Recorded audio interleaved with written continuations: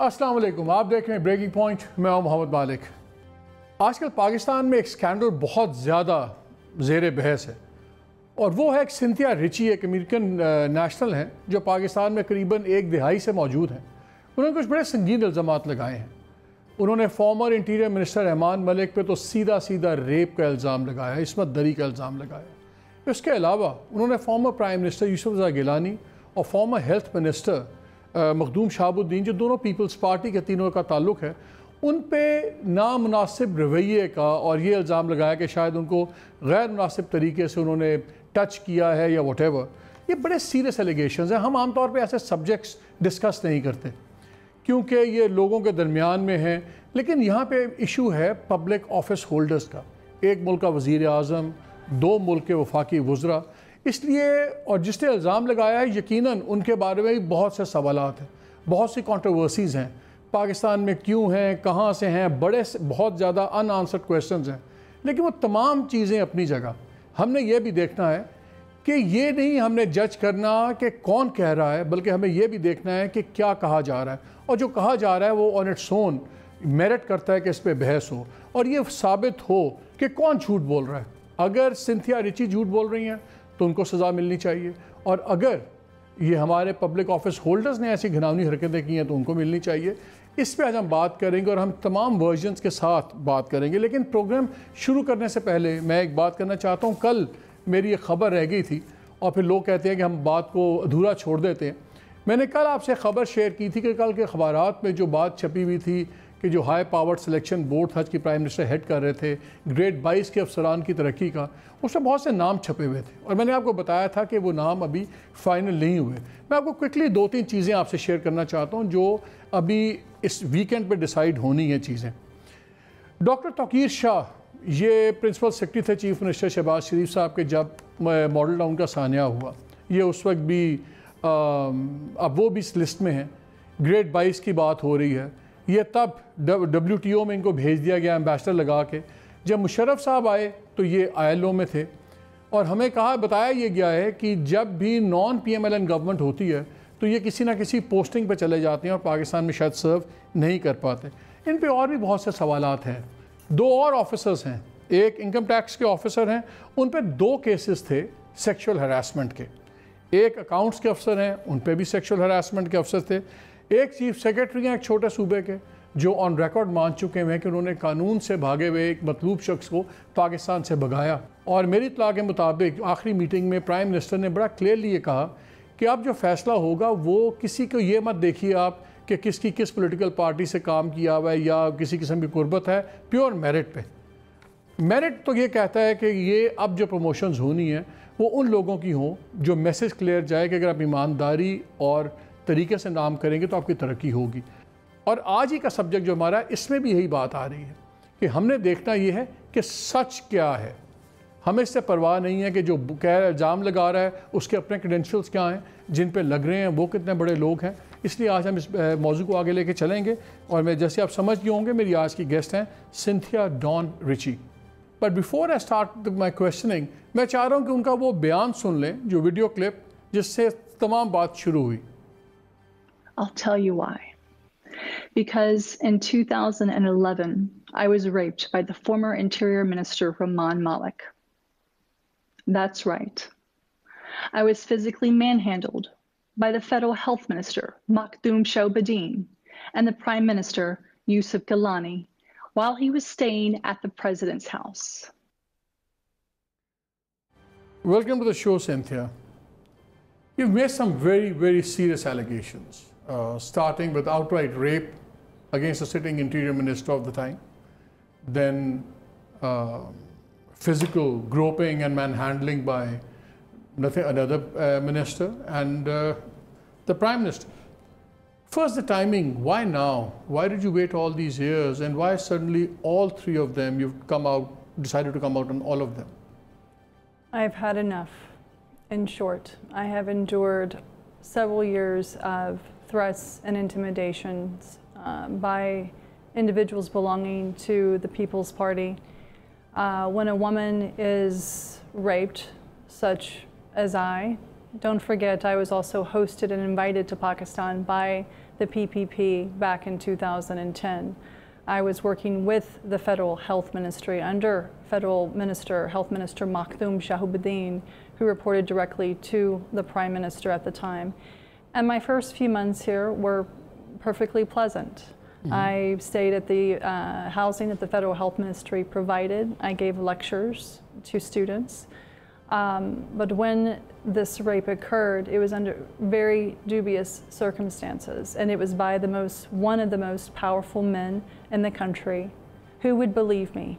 Who would believe me? Who would believe you if you said you had been raped by the top Attorney General in the United States under a ruling party, and one of the ruling parties that claims to be one of the most democratic in the country? You were an American citizen. You had connection in the right places. And I believe in one of your tweets, you also talked about informing the US Embassy. Are you saying that even the US Embassy was involved in the cover-up? They didn't do anything about it? That's not what I'm saying. What I said was that I spoke to someone. This rape occurred actually around the Osama bin Laden incident. And as you may recall, US-Pakistan relations were extraordinarily volatile at that point in time. I needed someone that I could speak to privately, a contact that I'd had from the embassy that I invited several days later to attend a party with me so I could speak to him privately. His response was, as I said, less than adequate at the time. He promised to follow up. I spoke with another individual. I never heard anything else. Why did you come out now? Okay, you had enough, but did something trigger it? Why? Yes, I have kept quiet for far too long at the time. Again, as I say, I did not report it because I was afraid. I was alone. My family in the United States, my mother is a widower. They were already concerned about me being in Pakistan as it was, so I did not want to further burden my family. I was concerned that no one would believe me. The American that I spoke to, again, was a male and did not respond to me in the empathic manner that I anticipated that he would do so. For the past 2 years, I have been investigating PTM and have discovered connections between PTM and the People's Party. These revelations I have begun sharing on my social media, where I've begun to endure extraordinary harassment. Let me finish. Extraordinary harassment by members of Pashtun Tawfuz movement as well as PPP, calling me horrific names and attacking my family. It's one thing to call me names, but to attack my family, to call me, and I have records of people calling from the People's Party, threatening to rape me, asking me where my home is, doing horrific things, sending horrific messages to me. I've had it. I'll come to that part later about quite a few question marks about you also. Like, if you were a health professional, you came and started working for the health ministry in Pakistan and all.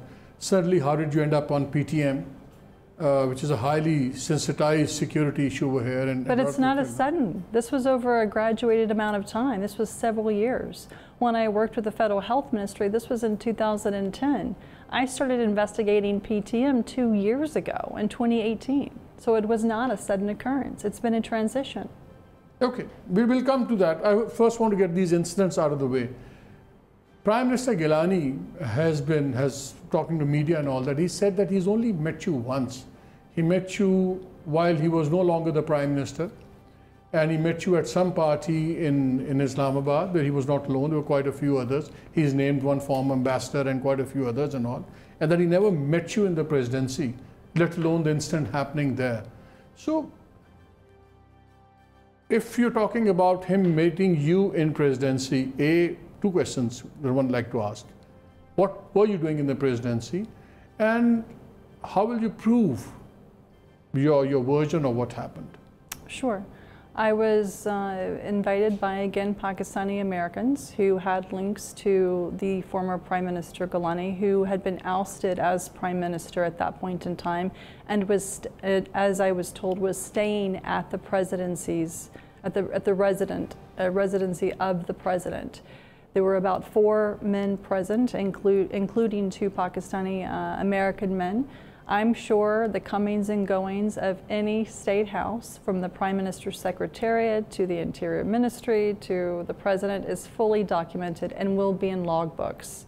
Right. Of that, I have no concerns. Mr. Gilani at the time appeared to be slightly unwell. He did not eat or drink anything that was presented to us. But when we parted ways and he gave me a hug, I can go into detail that his hug was a bit more intimate than it should have been. Okay. So you said the records will show that you did meet him there. Absolutely. And then, what about the health minister? We'll come to the most serious case in the end.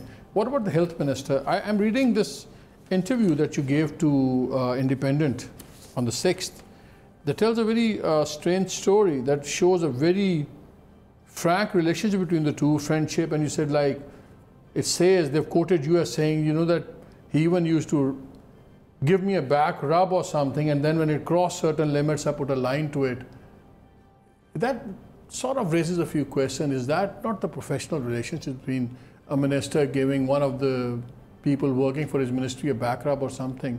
So was it a relationship gone bad, or was it what? I'm just trying to... No, that's absolutely an inappropriate relationship. And since I don't read Urdu fluently, I can't exactly tell what the Independent Urdu said. But what that's what they've said. But what I did tell them specifically, and I recorded my conversation with them to be on the record.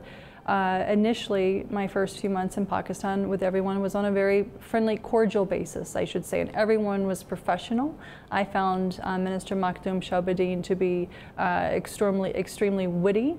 I actually enjoyed a number of his visits when we would go to tea, whatever the case is. The point is that at one point he began to give me a shoulder rub out of the blue, and when it began to migrate down my back is when I said, so it was a one-time incident that happened. That is a one-time because the way incident. it's in the story, it shows that that was a frequent occurrence and then it went bad. Absolutely. Incorrect. Okay. Incorrect. Now the most serious part. Sure. And that is a rape allegation. Sure. Few questions arise. Why did you go to his house late night or whatever? And then the way it has been done in the story, again, I'm quoting their version of that thing, so please correct me if I'm wrong. Well, they say that when I went to, his car picked you up, and the car took you to his residence in the minister's enclave, and there was a big bouquet lying there were drinks, there was one Samsung telephone as a gift, and then after the meeting, Muhammad Malick gave you 2,000 pounds also, sterling. Is this a correct?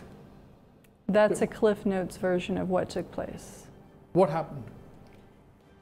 After the Osama bin Laden incident, and it's important to realize that the Interior Minister directly facilitated my 2-year work visa in Pakistan.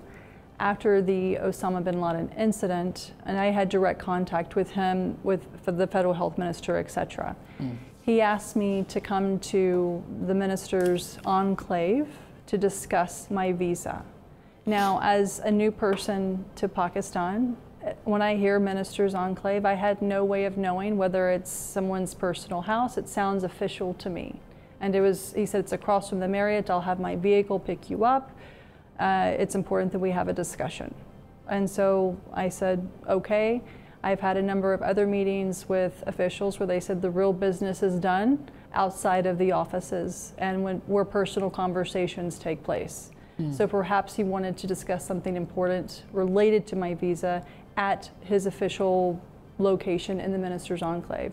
Once I reached there, what I discovered was something that was a bit unexpected. He was very pleasant to me. He was very cordial to me. There was a large bouquet of flowers in a sitting room, and he said, these are for you. And at that time, his English was, I would say, quite limited, I would say. And I was surprised by the flowers. He offered me a drink. I was wearing a traditional shalwar kameez. I remember that to this day. He had me sit down. He also said that there's a gift for you. And I said, I'm not sure what this is about. We're here to discuss my visa. What does any of this have to do with my visa? And then about a drink and a half into my visit, I started to feel dizzy. And the next thing I know, he was guiding me to sit down, to lay back, and I was on his bed. What about this $2,000? What is this about? When I came to, I was in and out of consciousness, and around my ankles, and I remember exactly what he said to me, and I can tell you if you'd like for me to. Well, if it's not vulgar, then we can probably. He said, "Don't worry." Those were his exact words. I think we'll have to beep it out when we air the interview, but it'll be a part of the record. Afterwards. And what about the money? Why? His driver, the person that picked me up, helped dress me, and I'm still dizzy and I'm still drugged. And he said, "I know you're having difficulties with the job," because the NGO that I was working with, he recommended that I part ways with, because Muhammad Swati, which was the federal health minister, his daughter, Farhana Swati, was running the NGO that I was working for, and Muhammad Swati was joining PTI at that point. It became clear to me later that PPP was trying to get me to distance myself from PTI. So the federal health, and the interior minister told me specifically that I should part ways with the NGO because the federal minister, Muhammad Swati, was being investigated by the US government for tax evasion. And here was some cash, the 2,000 pounds, to help me cover some expenses for now, and he would help find me another job. You kept the money? I took it. Would you? The whole thing. Would anybody take money from a guy who's just raped him? Let me explain to you. Let me explain to you. I don't want to sound insensitive, but I just need to ask a few questions. Let me explain to you how that took place. It was not that I grabbed the money and I grabbed the flowers. It was all put together by the driver and then put into the car with me. So if someone wants to say, yes, I took it because it came with me, then sure, we can say that. But all of this were brought with me. And it turned out that that device that he gave me had been something that was being used to spy on me as well. That money sat on my desk for a very long time. 2,000 pounds. It wasn't rupees, it wasn't US dollars, it was pounds. What was the date? When did it happen precisely? It was sometime after the Osama bin Laden incident. You don't remember the date? I will have to try to go back and recall the exact date. When I sit with my attorneys, when we get ready to move with additional action, we will have this information. People's Party people and all the people who have been criticizing you, whether on social media or otherwise, they paint a picture of a woman whose background is not known. They say something that you're uncomfortably close to working with various intelligence outfits. There are questions about your visa status. There was once an incident where I think Justice Nasira Iqbal got you evicted from a Chak Shahzad house also on the basis of you overstaying your visa and not registering as a foreigner. Is that true? I don't know who that is. So they're saying that for 10 years you've been coming in, sometimes you're a vlogger, sometimes you're a filmmaker.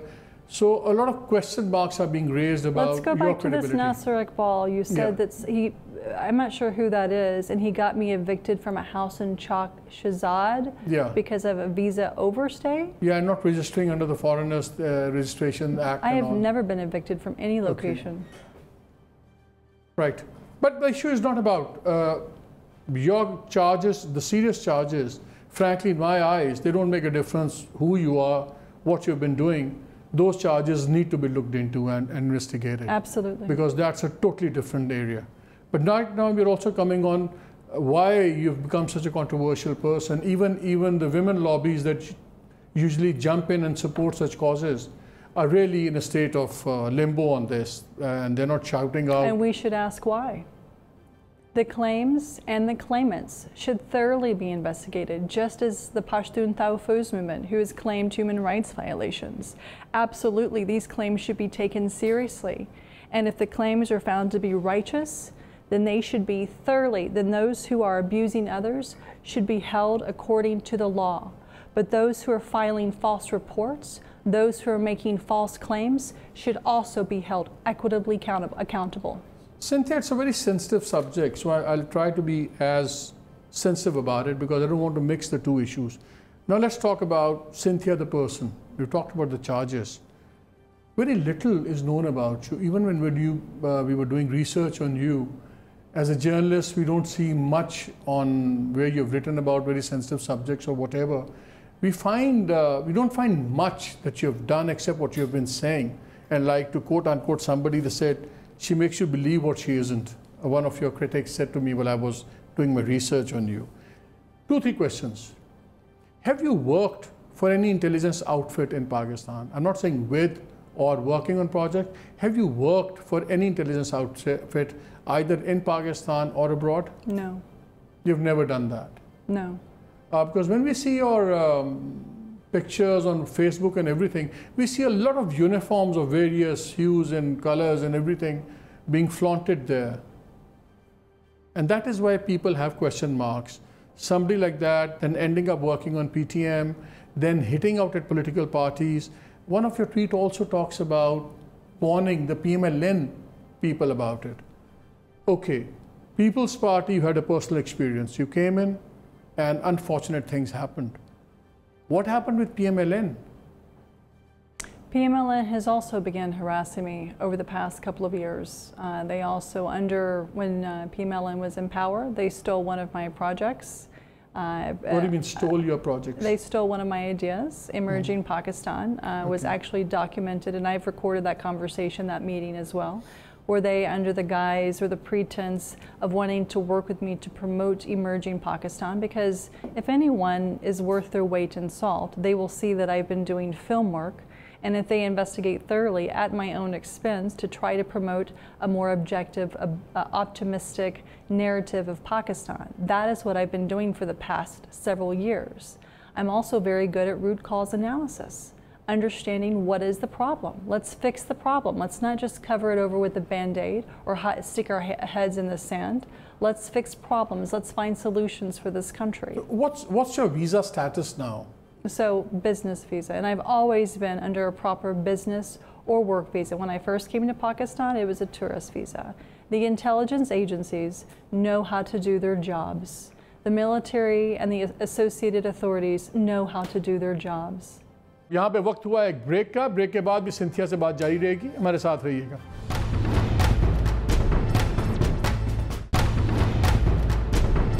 Ji, welcome back to the show. There's this perception, right or wrong, that's why I'm calling it a perception.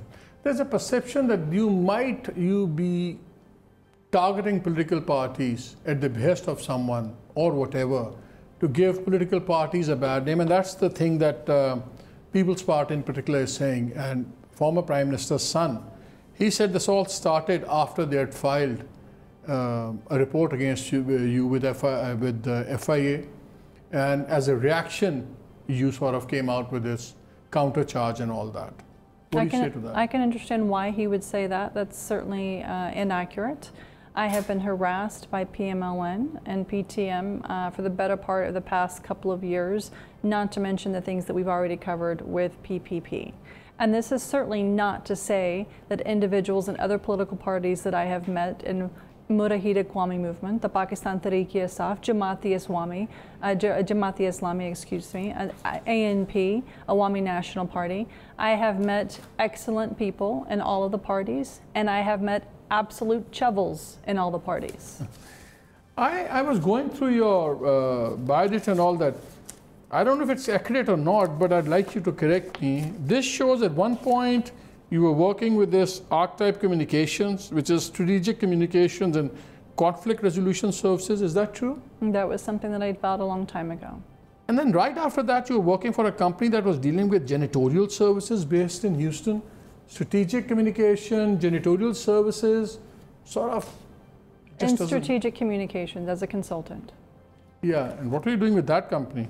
That was many, many years ago, over 10 years.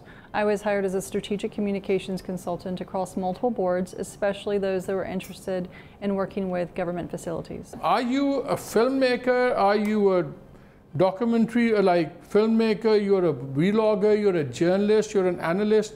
We're trying to understand that because Your journey, we can't seem to understand that in Pakistan. It's moving away from one side to another and very conveniently popping up in all the places of power and working with all the institutions of power in this country. There seems to be a method to this madness, and hence all the question marks about you. I've never identified myself as a journalist. I've never decided to put the blogger or vlogger label on myself. That's something that others do. I am a discoverer of truth.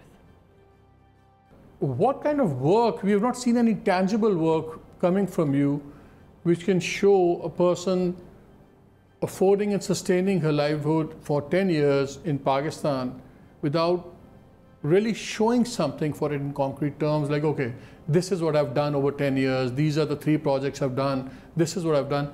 There's nothing that we know seems to be done. If you could enlighten us more on that, because I think that's one of the biggest reasons why a lot of people can't seem to decide whether to support you, not support you, because there are a lot of question marks and gray areas. So have you not seen any of my film work since 2015? Organization, like, we don't know who employs you. We That's don't know not the who's question. Yeah. You said you were asking for tangible evidence. Tell me about it. I would like you to tell us. I would like you to tell us. Since 2015, I have invested much of my own money in trying to help Pakistan tell a better story. Pakistan has not historically been good at telling its own story, rightly or wrongly. And when I came here, I saw beauty in the people, even though there was a lot of devastation, there was a great deal of terrorism, there was a great deal of militancy in this country. But in the past several years, there's also been a great deal of improvement. And my goal has been to help Pakistan tell its most authentic story. I respect that. I totally, and I would appreciate anybody doing that. But I'm a journalist, so here's the skepticism. I want to know why an American has come to Pakistan, spending her own money on doing things. We don't know which organization sponsored your first visa. We don't know which organization has sponsored now your business visa and all. Who are the guys you're working with? What kind of a relationship that you have? Because in countries like ours, we also see a lot of wheels within wheels going on. Please excuse my frankness on this. But these are the wheels within wheels that are raising a lot of questions, and they're answering. Could you tell us, if I were to tell somebody, I mean, if you ask me, okay, here I am, 30 years plus, I've been doing journalism, these are the 5 organizations I worked for, right now I'm working for Hum News, blah, blah, blah, everything is there. Could you tell me, let's say in the last few years, who have you worked with, for, on? As I told you, my first visas were sponsored by the PPP. Okay. I was on a work visa. The NGO was called Humanity Hope. That was for 2 years.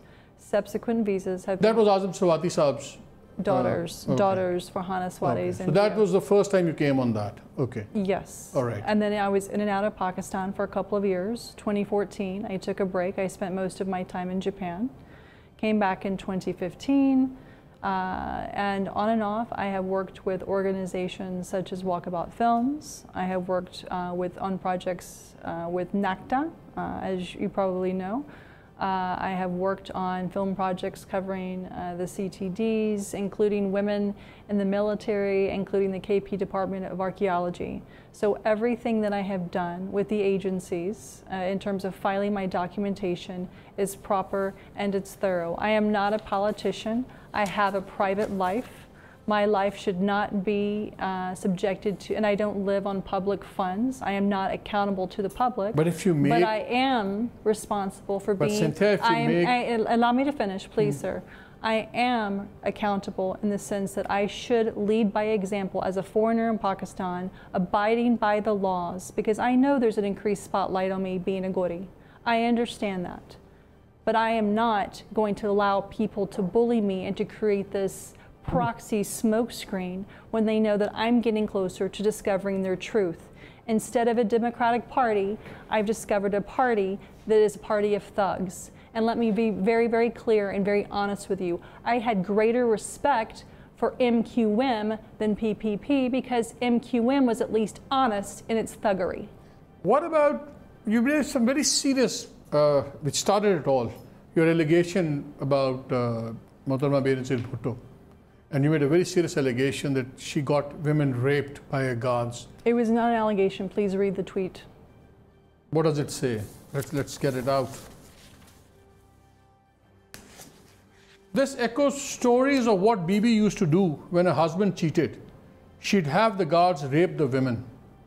Why do women condone this rape culture, and then it goes on? But this is, you are substantiating that. You are taking it as a gospel truth, and that is what the PVP reacted to you about, that how could you say something like that without any proof? Do you have proof to this? This tweet was never intended to insult Benazir Bhutto. I come from the South in the United States, where it is considered rude and impolite to speak ill of the dead. However, in context, when I was retweeting that video of when a woman was ordering the rape of this other woman from her guards, this reminded me of stories. As I said, it echoes stories of what I'd been told, and I clarified, and please read the clarification tweet. This echoes stories of what I was told by senior PPP leaders that almost seemed to have, they revered and feared the late Benazir Bhutto and had this grotesque obsession with women and rape. And if nothing else, this has been manifested in the messages that I have been forced to send to FIA. I have asked PPP quietly, politely through my contacts to please stop harassing me over the past several months. But when they started targeting my sisters and my family, that is where I draw the line. And I began collecting and gathering my evidence. Sorry? And I began collecting and gathering even more evidence against them. I was reading your reply to the FIA notice and all. In that reply, you've not talked about any of your allegations about molestation, rape, and all that. Why? Because I'm going to do so at a bigger level. Sorry? Unfortunately, FIA has failed me in previous reports that I have filed. I expect professionalism. As an American, I try to handle things as I would in America. But unfortunately, this isn't America. The rule of law doesn't happen. People are bought here, unfortunately, as you well know. And the agencies, the investigative agencies, don't always do the job. If someone like me can be treated and harassed like this, imagine what the local people are having to endure.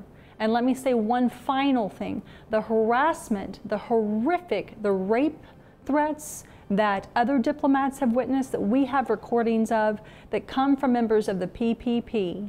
You say you've got messages and recordings and everything.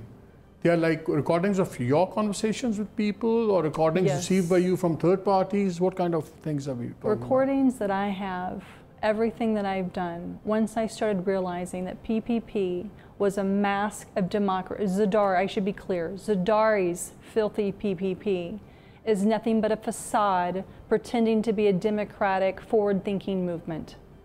It is nothing but thuggery.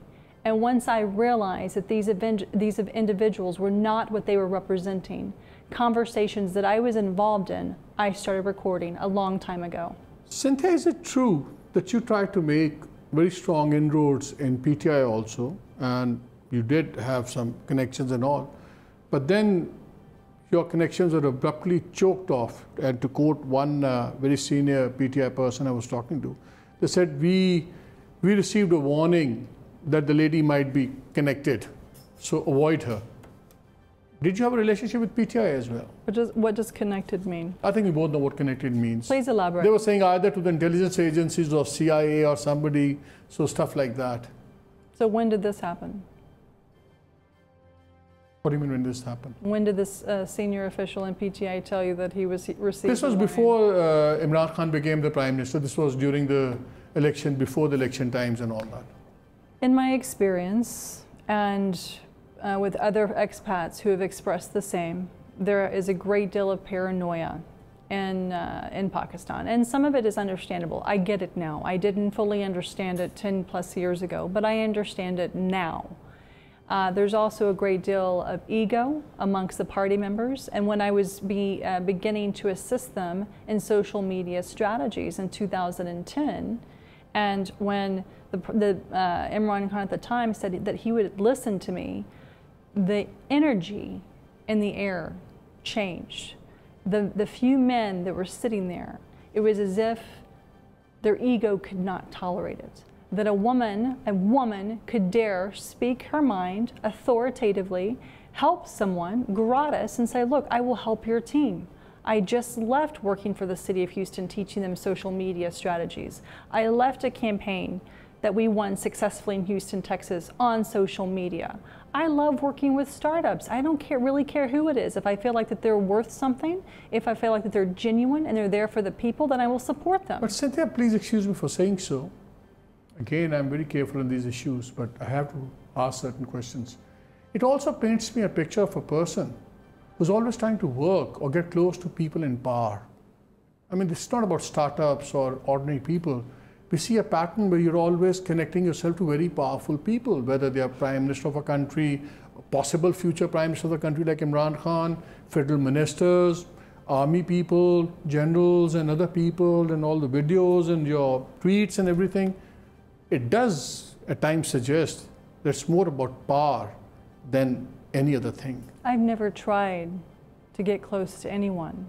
Let me explain to you some of the pictures that you have shown. When I first met Imran Khan in Houston, Texas, was when he was raising funds in Sugar Land for the Imran Khan Foundation. That was in 2009-ish, I believe, after I'd made my first quick trip to Pakistan with some friends.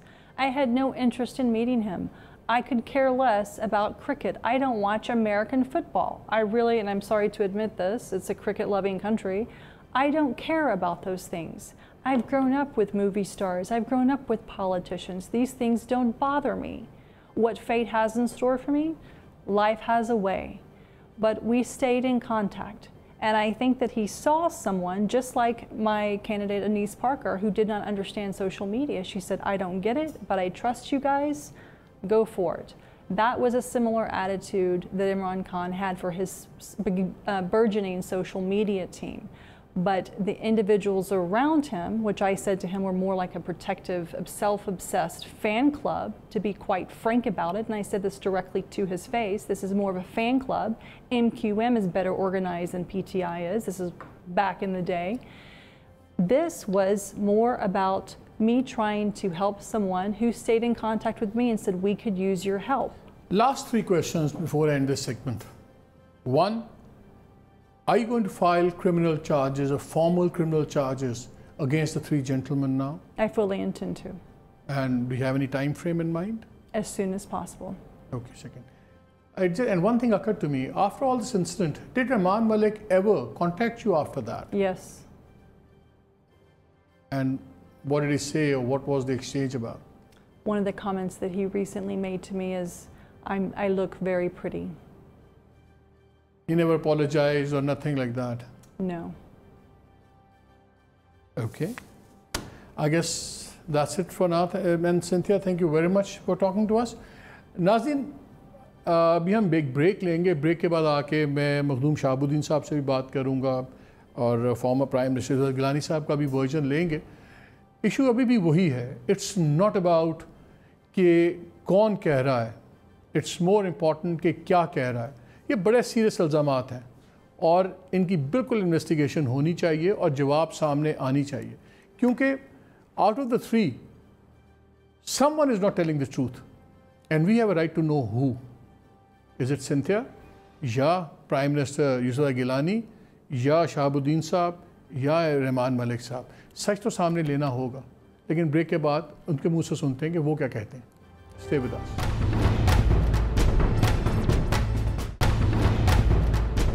Ji welcome back to the show. Break से पहले Cynthia Richie के इल्ज़ामात का सिलसिला जारी था. इस पर मेरे साथ लाइन पे मौजूद हैं former prime minister Yusuf Gilani साहब. उनसे पूछते हैं कि उनकी क्या रिस्पांस है सिंथिया के इल्ज़ामात पर. इस वक्त मेरे साथ लाइन पे मौजूद हैं मखदूम यूसुफ गिलानी साहब, farmer prime minister of Pakistan. अस्सलाम वालेकुम मखदूम साहब. वालेकुम सलाम. मखदूम साहब, आपका स्टांस तो वैसे आ गया हुआ है इसके ऊपर और आपने तमाम एलिगेशंस डिनाई किए हैं. मैं भी कुछ देर पहले सिंथिया से बात हो रही थी इंटरव्यू में, तो उन्होंने कहा, इंसिस्ट किया कि जी मैं मिली थी मखदूम साहब को प्रेसिडेंसी में, तब प्राइम मिनिस्टर वो नहीं थे, लेकिन मेरे साथ डेलीगेशन था, हम 3-4 लोग थे और मैं उनके साथ मिली थी और उसमें रिकॉर्ड भी होगा ऑब्वियसली प्रेसिडेंसी में लोगों के आने जाने का. तो इसलिए ये जो कहा जा रहा है कि मैं पहले मुलाकात नहीं हुई یہ ایک غلط بات ہے. تو میں نے کہا میں آپ ہی سے پوچھ لوں. دیکھیں پہلی تو بات یہ ہے کہ میں نے جو بھی انہوں نے ایلیگیشنز لگائے میں نے بہت لاؤڈ اینڈ کلیئر میں نے اس کا جواب دیا. سو مچ سو کہ بلاول بھٹو صاحب نے اپنی پارٹی کو کہا جیسے گیلانی صاحب نے بڑا مؤثر طریقے کے ساتھ اپنا دفاع کیا ہے, آپ کو بھی ایسے ہی کرنا چاہیے.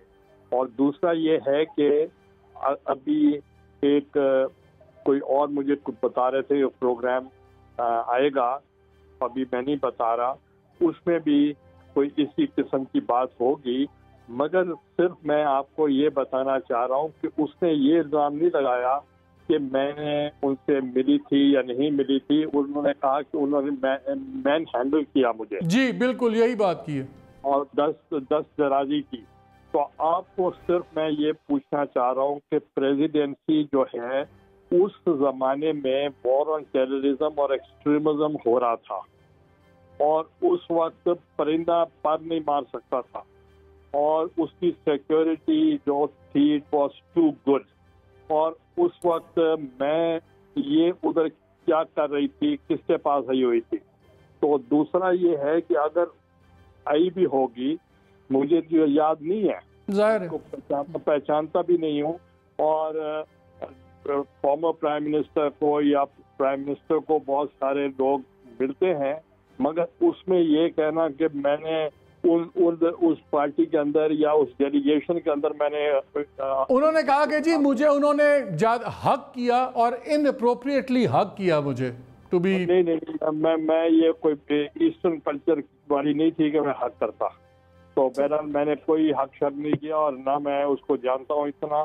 اور میں نے ابھی ویری ریسنٹلی یہ ایک یونیورسل پیس فیڈریشن کا ڈیلیگیشن آیا ہوا تھا, اور ان کا مجھے دعوت دی فیصل کنڈی صاحب نے کہ میں نے ان کے آنر میں ریسیپشن کروایا ہے. زلفی صاحب کو ڈپلومیٹ ہیں ان کے گھر پہ. تو اس گھر پہ میں جب گیا تو یہ بھی آئی ہوئی تھی along with dozens of other guests. تو وہاں میں نے بڑی بریفلی اس سے میں ہیلو ہوئی, اور پھر اس کے بعد کچھ میری طبیعت ٹھیک نہیں تھی, تو اس نے میرے بیٹے کو علی حیدر کو کہا کہ your father is a true gentleman اور he is a noble man, اور اس کا سنا ہے میں نے کہ ان کی طبیعت ٹھیک نہیں تو میری طرف سے ان کو پوچھیں. تو اب نیچرلی جب میرا بیٹا he is quite attached to بے نظیر بھٹو, اور بے نظیر بھٹو کے بارے میں محترمہ صاحبہ کے بارے میں جب بلو دا بیلٹ ہٹ کیا اس نے, تو اس پہ ہی ریئیکٹڈ, اور اس نے کہا کہ میں ثابت کرائم میں اس کے خلاف جاؤں گا.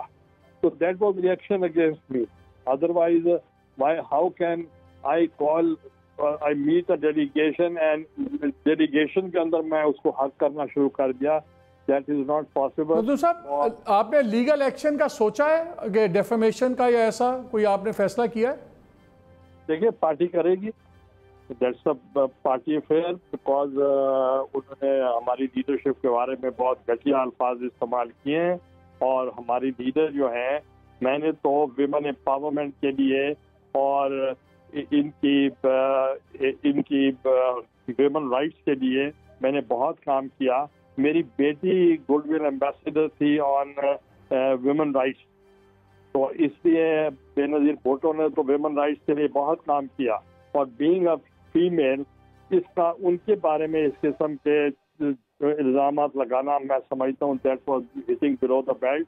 اس لیے not only my son, not only me, everybody in the party اور even from the other parties. چلو مخدوم صاحب, thank you very much for talking to us. اس وقت میرے ساتھ لائن پہ موجود ہے مخدوم شہاب الدین صاحب, former federal minister for health, Peoples Party کے سینٹرل لیڈر. السلام علیکم مخدوم صاحب. جی وعلیکم السلام مالک صاحب. مخدوم صاحب یہ آپ نے ساری باتیں سنی, اب تو الزامات بھی پرانے ہو گئے ہیں, ابھی بھی پھر سنتھیا نے ریپیٹ کیا. انہوں نے کہا کہ ایک دن آپ نے ایک غیر مناسب طریقے سے چھوا ان کو, اور اس پہ انہوں نے کہا کہ میرے سے آپ نے زیادتی کی. What do you have to say about that? نہیں سر, بالکل غلط ہے. میں حلفاً کہہ رہا ہوں, میں نے بالکل نہیں چھوا, اور یہ میرے خیال میں جان بوجھ کے کہہ رہی ہیں اور کوئی ان سے کہلوا رہا ہے. اصل میں بات یہ ہے کوئی کہلوا رہا ہے. بدون صاحب ویری کوئکلی، کوئی معمولی بات نہیں ہے. ایک فارمر پرائم منسٹر پہ الزام لگ رہا ہے، 2 فیڈرل منسٹر پہ الزام لگ رہے ہیں اور ایک فیڈرل منسٹر پہ ریپ کا بھی الزام لگ رہا ہے. تو کوئی ہر ایک کو پتہ ہے اس کے کانسیکوینسز ہوں گے. کیا اس کی فل فلیج ایک تھورو انویسٹیگیشن ہونی چاہیے؟ بالکل ہونی چاہیے سر، بالکل. یہ تو میرا ڈیمانڈ ہے، بالکل ہونی چاہیے. اور آپ آر یو پلاننگ ٹو سو ہر؟ آپ کا کوئی ارادہ ہے؟ نہیں سر، فی الحال نہیں. میں سوچ رہا ہوں، میں فی الحال ایسا ہے تو نہیں. میں نے سنا ہے وہ پیپلز پارٹی والے، ہماری پارٹی والے سو کر رہے ہیں اسے، جو انہوں نے اتنی غلیظ باتیں کی ہیں بے نظیر مرحومہ کے. لیکن آپ کا خیال ہے کہ یہ کسی کے کہنے پہ کہ کوئی گرینڈر پلان ہے جو کھیلا جا رہا ہے؟ جی بالکل بالکل بالکل، میرا یہی پوائنٹ آف ویو ہے. اور صرف میرا نہیں ہے سر، بہت سارے لوگوں کا ہے. Majority of the people think that way. Okay چلیں مخلوق صاحب، thank you very much for talking to us. ناظرین آپ نے سب کی باتیں سنی. 3 رخ ہیں اس کے، 2 رخ ہیں رادہ اسٹوری کے. ایک سنتھیا ریچی کے الزامات ہیں اور دوسرے ہمارے پبلک آفس ہولڈرز ہیں. سر رحمان ملک صاحب کو ہم نے بڑی کوشش کی، ان سے ہمارا رابطہ نہیں ہو سکا، لیکن ایک بہت ان کے قریبی آدمی سے میری بات بھی ہوئی تو انہوں نے کہا کہ یہ بھی شاید ابھی وہ ان کے لائرز بھی شاید ایڈوائز کر رہے ہیں کہ وہ لیگل بات کریں بجائے اس کے چیزوں سے. بہرحال ہمارا ان سے رابطہ ہو نہیں سکا. 2 چیزیں بڑی کلیئر ہیں، کوئی نہ کوئی تو جھوٹ بول رہا ہے. یا سنتھیا ریچی جھوٹ بول رہی ہیں، کیا اپنے کہنے پہ اگر جھوٹ بول رہی ہیں تو کیا خود بول رہی ہیں یا کسی کے کہنے پہ بول رہی ہیں؟ اس کا فیصلہ ہونا ضروری ہے. اور اگر پبلک آفس ہولڈرز میں کوئی بھی گلٹی ہے مس کانڈکٹ کا تو وہ بھی اتنا ہی ضروری ہے کہ سامنے آئے. اصل چیز ہے سچ سامنے آنی چاہیے. اجازت دیجیے، اللہ حافظ.